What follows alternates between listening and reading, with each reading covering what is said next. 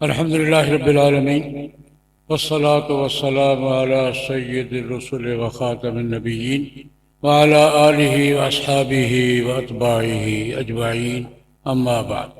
میرے بھائی نے ٹھیک فرمایا، حضرت علامہ خالد محمود صاحب نبر اللہ مرقدہ کی عقیدت، محبت اور تعلق ہی میری حاضری کا باعث بنا ہے اور ہمیشہ بنتا ہے۔ حضرت علامہ صاحب رحمۃ اللہ علیہ کے ساتھ ایک بڑا وقت گزرا ہے، ان سے استفادہ بھی بہت کیا ہے، نیاز مندی بھی بہت رہی ہے، جماعتی مسلکی رفاقت بھی بہت رہی ہے۔ ایک لمبا زمانہ ہمارا گزرا ہے، یہاں بھی برطانیہ بھی ان کے ساتھ بہت سے دینی علمی معاملات میں رفاقت ساری زندگی رہی ہے۔ اب وہ نہیں ہے۔ جب یہ جامعہ ملیہ کو دیکھتا ہوں علامہ صاحب کے بعد، وہ شعر یاد آ جاتا ہے، سبھی کچھ ہے مگر ساقی نہیں۔ یہاں کر میرا دل کا تأثر یہی ہے، اللہ پاک ان کے درجات جنت میں بلند سے بلند تر فرمائیں اور ان کی علوم و فیوض سے رہتی دنیا تک مسلم امہ کو استفادہ کرتے رہنے کی توفیق عطا فرمائیں۔ آج کی گفتگو کا عنوان سیدنا حضرت علی کرم اللہ وجہہ کی ذات گرامی، ان کا مقام و مرتبہ اور ان کی خدمات اور ان کے دینی کارنامے، ملی کارنامے، یہ اس کا موضوع ہے۔ مختلف علماء کرام اس کے مختلف پہلوؤں پر اپنے اپنے ذوق کے مطابق اظہار خیال کریں گے۔ میں دو حوالوں سے تھوڑی سی بات کروں گا۔ پہلی بات، حضرت علی کرم اللہ وجہہ کے ساتھ اشتہار میں جو ان کا پہلا تعارف لکھا ہے وہ امام الاولیاء۔ ولایت کیا ہے؟ ولی کسے کہتے ہیں؟ ولی کا امتیاز کیا ہوتا ہے؟ باقی سارے کاموں میں شریک ہوتا ہے، ایمان بھی ہوتا ہے، اعمال صالحہ بھی ہوتے ہیں، اخلاقیات بھی ہوتے ہیں، دین کا سارا پیکج اس کے پاس ہوتا ہے۔ ولی کا امتیاز کیا ہے؟ میں اس کی پرانی تعبیرات کی بجائے آج کی دنیا میں ولایت کسے کہتے ہیں اور آج کی دنیا میں ولایت کا درجہ مقام کیا ہے اور آج کی دنیا کو ولایت کی ضرورت کیا ہے، اس حوالے سے ایک دو مشاہدات عرض کروں۔ ولایت کا تعلق دماغ سے ہے، ولایت کا تعلق دل سے ہے، قلبی کیفیات، خواہشات کا تعلق انسان کے نفسانی ماحول سے ہے۔ جناب نبی کریم صلی اللہ علیہ وسلم نے یہاں انسانوں کو اللہ کی وحی، جس کو ہم روایت کہتے ہیں، وہ کمال طریقے سے پہنچائی ہے۔ وہاں عقل و دانش کے معاملات میں بھی انبیاء کرام علیہم الصلوات و تسلیمات، اور سب سے زیادہ جناب نبی کریم صلی اللہ علیہ وسلم کی ذات گرامی نے سب سے اعلیٰ پیمانے پر عقل و دانش کی گتھیاں بھی سلجھائی ہیں اور درایت کی دنیا میں بھی رہنمائی فرمائی ہے۔ اور تیسرا دائرہ، بلکہ ترتیب میں تو پہلا دائرہ ہے قلبی کیفیات، جس کو تصوف کہہ لیں، سلوک و احسان کہہ لیں، زہد و رقائق کہہ لیں، یا آج کی جدید اصطلاح میں وجدانیات کہہ لیں۔ جناب نبی کریم صلی اللہ علیہ وسلم کی تعلیمات کا ایک حصہ ہے، اس کو قرآن پاک نے وَيُزَكِّيهِمْ سے تعبیر کیا۔ اس پر اپنے دو تین مشاہدات ذکر کرنا چاہوں گا۔ ایک دفعہ مجھے ہارورڈ یونیورسٹی جانے کا اتفاق ہوا۔ دنیا کی بڑی یونیورسٹی ہے، امریکہ کی یونیورسٹیوں کا شہر ہے وہ۔ وہاں اپنے دوست تھے، ان کے ساتھ ایک محفل میں پروفیسر حضرات تھے، کوئی بنگلہ دیش کے، کوئی پاکستان کے، کوئی اور۔ ہمارا ایک حلقہ تھا وہاں، تو میں نے ان سے سوال کیا، جسم سے متعلق ہر چیز پر یہاں پورے فیکلٹیز ہیں، دل کا اور آنکھوں کا اور گردوں کا اور بازو کا اور اعصاب کا، روح پر آپ کے ہاں کیا پڑھایا جاتا ہے؟ میں نے سوال کرا۔ آنکھ پر، کان پر، ناک پر، دانت پر، جسم کے ہر عضو پر، پورے پیکج پر آج کی سائنس نے بہت ترقی کی ہے اور خدمت کی ہے انسانیت کی۔ میڈیکل سائنس نے تو بہت زیادہ خدمت کی، لیکن انسان صرف جسم کا نام تو نہیں ہے، انسان تو روح اور جسم کے ملاپ کا نام ہے۔ اگر روح ہے تو انسان ہے، نہیں ہے تو ڈیڈ باڈی ہے۔ کنیکشن ہے، چلتا پھرتا انسان ہے، اور کنیکشن نہیں ہے، ڈیڈ باڈی۔ بیٹا بھی باپ کو گھر میں نہیں رکھتا، نہ باپ بیٹے کو گھر میں رکھتا۔ یہ کنیکشن کیا ہے؟ میں نے کہا آپ کے سینکڑوں مضامین ہوں گے یہاں، روح کے بارے میں آپ کیا پڑھا؟ لیکن اس کے ساتھ بخاری شریف کی ایک روایت عرض کرنا چاہوں گا۔ عبداللہ بن مسعود رضی اللہ عنہ راوی ہیں، کہتے ہیں کہ میں حضور کے ساتھ تھا، مدینہ منورہ سے باہر، بستی سے باہر کھیتوں میں جا رہے تھے۔ ایک جگہ کوئی یہودی اپنے کھیتوں میں کام کر رہے تھے۔ رسول اللہ صلی اللہ علیہ وسلم کو دیکھ کر آپس میں خسر پھس کرنے لگے کہ یا رب القاسم آ رہے ہیں۔ بہت سی باتیں بتایا کرتے ہیں یہ، ان سے روح کے بارے میں پوچھے کہ روح کی ماہیت کیا ہے۔ وہ ان کو ابوالقاسم کہا کرتے تھے، آپس میں خسر فسر کر رہے ہیں، عبداللہ بن مسعود کہتے ہیں میں سن رہا ہوں، ایک نے کہا ان سے پوچھتے ہیں، کسی نے کہا یار چھوڑو، تم روح کا پوچھو گے تمہاری کوئی حرکت بتا دیں گے تمہیں پریشانی ہوگی۔ یہودیوں کی حرکتیں کس نے بتائی ہیں دنیا کو؟ قرآن نے بتائی، یہ کرتے تھے یہ، تم پوچھو گے روح کے بارے میں وہ تمہاری کوئی حرکت بتا دیں گے تو ہم پریشان ہو گئے یار، نہیں پوچھو۔ ایک نے کہا نہیں پوچھتے ہیں، آئے یا ابوالقاسم روح، روح کیا چیز ہے؟ یہ جس کنیکشن کے ساتھ انسان حرکت کرنے لگ جاتا ہے، بولنے لگ جاتا ہے، جس کنیکشن کے آف ہونے سے مطلب ڈیڈ باڈی ہو جاتا ہے، یہ کیا کنیکشن کیا ہے؟ نبی کریم خاموش۔ عبداللہ بن مسعود رضی اللہ تعالیٰ عنہ فرماتے ہیں بالکل خاموش، کوئی جواب نہیں۔ مجھے سمجھ آ گئی کہ وحی آ رہی ہے۔ تھوڑی دیر کے بعد وہ وحی کی کیفیت ذرا ہٹی تو حضور نے بتایا وَيَسْأَلُونَكَ عَنِ الرُّوحِ قُلِ الرُّوحُ مِنْ أَمْرِ رَبِّي وَمَا أُوتِيتُم مِّنَ الْعِلْمِ إِلَّا قَلِيلًا۔ آپ سے روح کے بارے میں پوچھ رہے ہیں، تم اتنا ہی سمجھ لو کہ روح رب کے آرڈر کا نام ہے۔ روح کا علم تمہیں بہت کم دیا ہے، یہ میں نے اپنے پاس رکھا ہوا، باقی چیزوں کا علم تمہیں دیا ہے لیکن روح کا علم بہت تھوڑا دیا گیا، اور امر واقعہ یہی ہے۔ میں نے کہا یار یہ وما اوتیتم من العلم الا قلیلا کی عملی تصویر اگر دیکھنا چاہتے ہو تو آج جدید ترین تعلیمی اداروں میں سب کچھ پڑھایا جاتا ہے، روح نہیں پڑھائی جاتی۔ سمجھیں گے تو پڑھائیں گے نا۔ میں نے کہا روح تمہارے موضوعات میں سے تھی ایک، میں آج کی مغربی دنیا کی کیفیت عرض کر رہا ہوں، یہ تم نے روح کے سبجیکٹ میں ناکامی کے بعد اس کا متبادل اختیار کیا تھا سائیکالوجی، بات بنی نہیں، خلا پر نہیں ہوا، تم واپس اب وجدانیات کے نام سے روح کی طرف آ رہے۔ اگلی بات کرنے سے پہلے ایک بات اور کر دیتا ہوں۔ ایک مقالہ میں نے پڑھا، باہر کی کسی یونیورسٹی کا تھا۔ مغربی دنیا میں تو سائیکالوجسٹ ایک مستقل پروفیشن ہے، پیشہ ہے، ادارے ہیں، کلینک ہیں۔ آدمی جس طرح کسی ڈاکٹر سے وابستہ ہوتا ہے کسی سائیکالوجسٹ سے بھی وابستہ ہوتا ہے۔ دانت خراب ہو گیا تو کس سے بات کر رہی ہے، کان خراب ہو گیا تو کس سے بات کر رہی ہے، کسی نہ کسی سائیکالوجسٹ سے وابستہ ہے کہ دماغ خراب ہو گیا تو کہاں جانا ہے۔ اس پر ایک ریسرچ پڑھی میں نے کسی زمانے میں۔ مسلم دنیا میں سائیکالوجی تو ہے، سائیکالوجسٹ بطور طبقے کے لیے لاہور میں ڈاکٹر کتنے ہوں گے؟ سائیکالوجسٹ 10% بھی ہوں گے، ہیں، انکار نہیں، لیکن وہ پوزیشن اختیار نہیں کر سکے۔ اس کی وجہ کیا ہے؟ اس مقالہ لگا لے، اس کو اسٹڈی کیا کہ اس کی وجہ کیا ہے کہ مسلم دنیا میں سائیکالوجسٹ وہ پروفیشن اختیار نہیں کر سکے جو مغربی دنیا میں ہے۔ اس نے اس کی وجہ لکھی ہے کہ ہر محلے میں مسجد موجود ہے، ہر خاندان میں کوئی نہ کوئی حافظ موجود ہے، خانقاہیں موجود ہیں۔ یہ جب پریشان ہوتے ہیں نا، ٹینشن ہوتی ہے تو مسجد میں چلے جاتے ہیں، کسی خانقاہ میں چلے جاتے ہیں، اللہ اللہ کر لیتے ہیں، نماز پڑھ لیتے ہیں، قرآن پاک کی تلاوت کر لیتے ہیں۔ سائیکالوجی کیا ہے؟ ٹینشن کے ماحول سے آدمی کو نکال کر کھلے ماحول میں لے جانا۔ آدمی پریشان ہوتا ہے، مسجد میں آتا ہے، نماز پڑھتا ہے تو فرق پڑتا ہے، ذکر اذکار کرتا ہے تو فرق پڑتا ہے۔ یہی سائیکالوجی ہے۔ ان کے پاس مسجدیں، خانقاہیں، مدرسے، ذکر کی مجلسیں، قرآن پاک کی تلاوت، یہ اتنا وافر ماحول میں موجود ہے کہ ان کو سائیکالوجسٹ کی ضرورت نہیں۔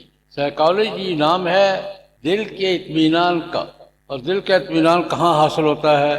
الا بذکر اللہ تطمئن القلوب۔ اطمینان جسے کہتے ہیں نا، سکون نہیں، اطمینان۔ ایک لطیفہ عرض کر دوں، ایک صاحب کہنے لگے استاد جی سکون قلب کے لیے دعا کریں۔ میں نے کہا دل ساکن ہو گیا پیچھے کا رہ جائے گا۔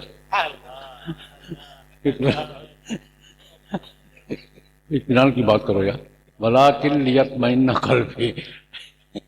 ابراہیم علیہ السلام نے سکون قلب کی دعا نہیں کی تھی، اطمینان قلب، اطمینان کے۔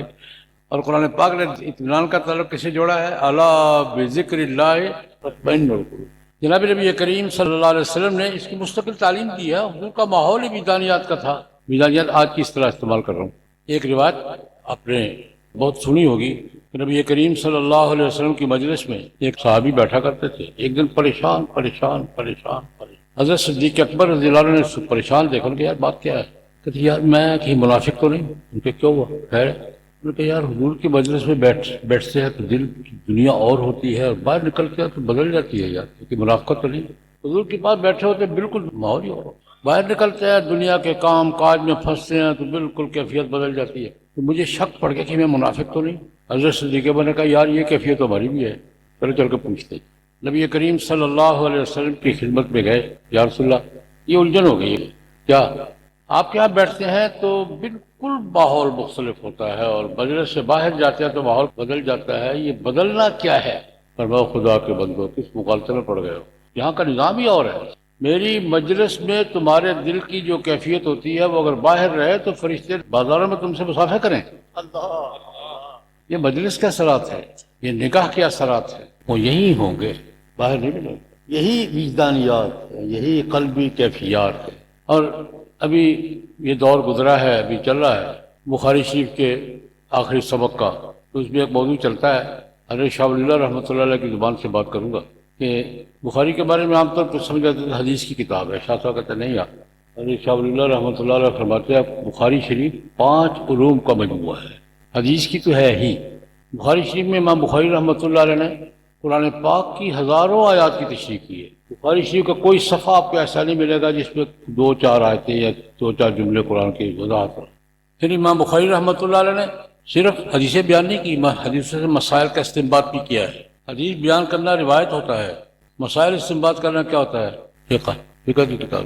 امام بخاری مورخ بھی بڑے ٹاپ کے ہیں، تاریخی روایات بھی بڑی اہمیت سے بیان فرمائی ہیں، یہ تاریخ کی کتاب بھی ہے۔ اور ایک اور زہد و رقائق، آج کی اسلام میں سلوک و احسان، دنیا سے بے رغبتی اور دل میں نرمی۔ امام بخاری رحمۃ اللہ علیہ نے اپنے استاد محترم عبداللہ ابن مبارک رحمہ اللہ تعالی، امام بخاری کے استاد محترم ہیں، امام ابو حنیفہ رحمۃ اللہ علیہ کے شاگرد عزیز ہیں، تصوف میں بھی اعلیٰ مقام پر تھے، محدث بھی بڑے تھے، فقیہ بھی بڑے تھے، مجاہد بھی بڑے تھے۔ زہد و رقائق پر، تصوف پر، سلوک و احسان پر ان کی روایات امام بخاری رحمۃ اللہ علیہ نے سمیٹ لی ہے۔ یہ تصوف کی کتاب، بخاری صرف حدیث کی کتاب نہیں ہے، تفسیر کی بھی ہے، فقہ کی بھی ہے، تاریخ کی بھی ہے، تصوف کی۔ یہ ہمارے مستقل دین کا ایک موضوع ہے اور دین کا حصہ ہے۔ اس پر ایک آج کا مشاہدہ اور عرض کر کے میں بات سمیٹوں گا۔ آج کی دنیا کیا دیکھ رہی ہے؟ امریکہ میں پروفیسر حضرات کا گروپ ہے، انٹرنٹن یونیورسٹی اور 2-4 یونیورسٹیوں کے اساتذہ ہے، وہ ہمارے بارے میں سوچتے رہتے ہیں، ہمارے بارے میں، ہمارے دین کے بارے میں سوچتے رہتے ہیں۔ اتفاق سے ان میں سے ایک صاحب امام ابو منصور ماتوریدی رحمہ اللہ تعالیٰ پر پی ایچ ڈی کر رہے تھے، آج سے 2 سال پہلے کی بات۔ امام ابو منصور ماتوریدی رحمۃ اللہ علیہ علم کلام کے دوسرے بڑے امام ہیں۔ امام ابو الحسن اشعری، ابو منصور ماتوریدی، اور ہم حنفی لوگ زیادہ تر ماتوریدی ہی ہیں۔ علم کلام کے عقائد کی تعبیرات کے بارے میں وہ چلتے چلاتے کہیں پاکستان آئے، میرے پاس بھی تشریف لائے، امریکن ہیں، عیسائی ہیں، امام ابو منصور ماتوریدی پر پی ایچ ڈی کر رہے ہیں۔ تو کہتے ہیں کہ ایک سوال کا جواب مجھے نہیں مل رہا، تو میں مختلف لوگوں سے باتیں کر رہا ہوں، آپ سے بھی بات ان کا فرمائیے، لیکن ایک سوال میں بھی کروں گا پھر۔ ان کا ٹھیک، سوال بڑا تھوڑا سا پیچیدہ بھی ہے، بڑا مزے کا ہے۔ اس نے کہا معتزلہ کی بنیاد درایت پر تھی، عقلیات پر۔ معتزلہ کا مقابلہ کیا 2 آدمیوں نے، روایت کی دنیا میں احمد بن حنبل رحمہ اللہ تعالیٰ نے، اور درایت کی دنیا میں ابو الحسن اشعری نے۔ روایت کی دنیا میں معتزلہ کا مقابلہ خلق قرآن کے مسئلے پر کس نے کیا؟ امام احمد بن حنبل نے۔ اور درایت اور عقلیات کی دنیا میں وہ مقابلہ کس نے کیا؟ ابو الحسن اشعری نے۔ امام تھے عقلیات کے، مقابلہ نہیں کیا، شکست۔ ابو منصور بعد میں آئے ہیں، تم حنفیوں نے ان کو امام بنا لیا ہے۔ میں یہ سمجھنا چاہتا ہوں کہ کس کنٹریبیوشن پر تم نے ابو منصور ماتوریدی کو اپنا امام بنا رکھا ہے؟ میں نے کہا یار بات سنو، ہم بھی مانتے ہیں ابو الحسن اشعری ہمارے بڑے ہیں، کہ مقام سے، ان کے کردار سے کوئی انکار نہیں۔ علامہ صاحب کا ماحول تو مناظرے کو جانتا ہے نا۔ مناظرہ کیا ہوتا ہے؟ مناظرے میں دوسرے کو قابو کرنے کے لیے بہت سی باتیں اوور کرنی پڑتی ہیں۔ جو مناظرے کا مزاج رکھتا ہے وہ سمجھتا ہے میری بات۔ اس کی ایک مثال ہے، مستشرقین کا ہم پر اعتراض ہے۔ جناب نبی کریم صلی اللہ علیہ وسلم نے جب مثنا و ثلاثہ و رباع 4 سے زیادہ شادیاں نہیں، تو یہ حکم آیا تو حضور نے 4 سے زائد جس کی بھی تھی سب کی چھڑوا لی، اپنی 9 تھی ایک بھی نہیں چھوڑی۔ ہمارا مناظرہ چلتا رہتا ہے مستشرقین سے۔ ہمارے ایک بزرگ تھے ڈاکٹر حمید اللہ صاحب رحمہ اللہ تعالیٰ، بہت بڑے آدمی تھے، حیدرآباد دکن کے تھے، پیرس میں تھے، اور ان کی وفات کے بعد پتہ چلا ان کے کاغذات سے کہ ڈاکٹر حمید اللہ صاحب رحمہ اللہ تعالیٰ کے ہاتھ پر اسلام قبول کرنے والے فرانسیسیوں کی تعداد 30,000 ہے۔ خیر انہوں نے ایک دفعہ لکھ دیا، یہ سن 90 کی بات ہے، اس سے پہلے کی بات، ایک مضمون لکھا، 5 کو اعزازی رکھا تھا، حقیقی 4 تھی، 4 رکھی تھی، 5 چھوڑتی تھی، یہ ازواج شرف آنریری وائف۔ ڈاکٹر صاحب لکھ دیا، وہ چھوڑ بچ گئے۔ کیا فرما رہے ہیں؟ بڑے آدمی آپ ہمارے بزرگ ہیں، کہاں چھوڑی تھی، کون سی چھوڑی تھی؟ تو مجھے الگ ذاتی خط لکھا، یار میں نے تو مستشرقین کو جواب دینے کے لیے ایک بات بنائی ہے. میں نے کہا اپنے بارے میں میرے بارے میں 20 باتیں بنا لے، کوئی فرق نہیں پڑتا، یہ رسول اللہ کی ذات گرامی ہے. واپس لیا آپ اپنا مضمون. مناظر کو آمنا سامنا کرنے کے لیے کیا کرنا پڑتا ہے؟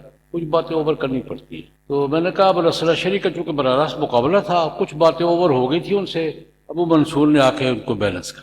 میں نے کہا کہتے سمجھ میں آئے گا، انڈرسٹینڈ. میں نے کہا میرا سوال یہ ہے، ہم منفی تقریباً سارے ماتریدی کہلاتے ہیں علم کلام کے حوالے سے. ماتریدی کی تعلیمات پڑھانے والوں میں سے 90% کو نہیں پتا کہ ماتریدی تھا کون. تجھے ابو منصور ماتریدی کی قبر پہ ماورا النہر میں کون لے گئے؟ ہم میں سے اکثر کو نہیں پتا. اس نے پھر ایک کہانی سنائی. بس آج کی دنیا میں تصوف کیا رجحان اور تصوف کے بارے میں کیا سائنٹیفک اپروچ ہے، یہ بات سمجھانے کے لیے یہ واقعہ سنا. یہ بات یہ ہے، ہم کچھ پروفیسر ہیں، ہماری اسٹڈی یہ کہتی ہے کہ آنے والا دور مذہب کا ہے. پچھلی 2 صدیاں مذہب سے بغاوت کی تھی، یہ صدی سوسائٹی میں مذہب کی واپسی کی، مذہب کی بحالی کی.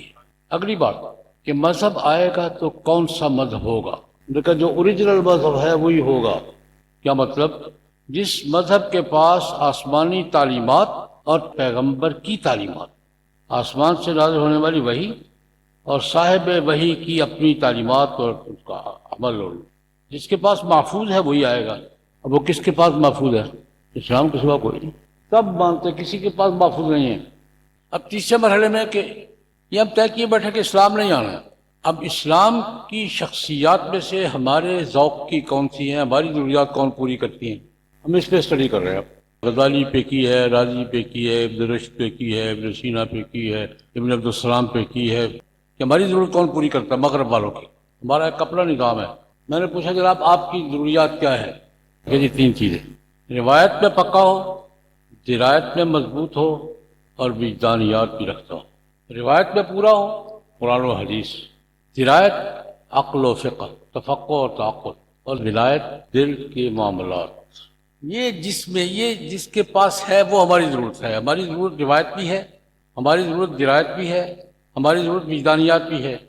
اس پر ہم نے 18-20 شخصیات اسٹڈی کی ہیں جن میں یہ تینوں چیزیں موجود ملتی ہیں. پھر اب چوتھا مرحلہ ہے بیلنس کس میں ہے؟ نسخے کا صحیح جز. اب آپ ہڈی پکا رہے ہیں، مرچیں زیادہ ہو جائے گی تو کیا ہو جائے گا، نمک زیادہ ہو جائے گا تو کیا ہو جائے گا. بیلنس کس میں ہے؟ تو ہماری اسٹڈی کے مطابق، اس کی بات کر رہا ہوں، ہماری اسٹڈی کے مطابق 2 شخصیات ہم نے فوکس کی ہیں جن میں روایت، درایت، وجدانیات تینوں موجود ہیں اور تینوں بیلنس کے ساتھ ہیں. ایک پہ میں اسٹڈی کر رہا ہوں ابو منصور ماتریدی پہ، اور ایک پہ میرا ایک اور ساتھی اسٹڈی کر رہا ہے، اس کا نام ہے شاہ ولی اللہ رحمۃ اللہ. میں نے یہ عرض کیا ہے، اصطلاحات بدلتی رہتی ہیں. حضرت علی کرم اللہ وجہ امام الاولیاء. آج کی دنیا اسی ولایت کے پیچھے بھاگی آ رہی ہے جس کو اس نے وجدانیات کا نام دے رکھا ہے. روحانیات تھی، روحانیات سے کیا دورہ ہے سائیکالوجی کا، سائیکالوجی سے کدھر آ رہے ہیں؟ وجدانیات کی طرف واپس دنیا آ رہی ہے. لیکن ایک بات کہہ دوں، ہم اگر اوریجنل وجدانیات پیش کر سکے تو، اور ہم میں تکلف زیادہ ہوگا تو کام خراب ہوئے. اولیاء کرام کی روایات، خانقاہ کا حقیقی نظام، اللہ اللہ کا حقیقی ماحول، یہ اگر ہم دنیا کو فراہم کر سکے تو آج کی دنیا اس وجدانیات کی تلاش میں ہے. ایک بات اور کہہ کے بات کروں، برطانیہ کے ایک نو مسلم ہے ڈاکٹر یحییٰ بٹ، انگریز ہے، مسلمان ہوا. یہ بات میں عرض کر دوں، میں 20 کو جانتا ہوں، یہ جب مسلمان ہوتے ہیں نا، ہو جاتے ہیں. ہم ہیں نہیں ہو رہے. میں نے اس سے کہا یار مغرب میں اسلام کی بات کرنے کے لیے تم کیا رائے دیتے ہو، کیسے بات کرو؟ دیکھو بات سنو، یہاں کا خلا پر کرو، یہاں کا خلا وجدانیات کا ہے. ان کے پاس بادیات بہت ہے، عقل بھی بڑی ہے، ان کے پاس وسائل بھی بہت ہے، سسٹم بھی جانتے ہیں. یہ ان کو ضرورت ہے قلبی کیفیات کی، دل کے اطمینان کی، ذہن کے سکون کی. یہ خلا جس دن پورا کر دو گے مگر مسلمان ہو جائے گا. کیونکہ حضرت علی کرم اللہ وجہ کے حوالے سے بات ہو رہی تھی، ولایت کی بات ہو رہی تھی. آج کی دنیا میں یہ ولایت، سلوک و احسان، وجدانیات، اس کا جو طلب ہے اس کی طرف توجہ دلائی ہے. اللہ پاک مجھے اور آپ سب کو اس میں کچھ نہ کچھ کرنے کی اور کرتے رہنے کی توفیق عطا فرمائے. وآخر دعوانا الحمدللہ.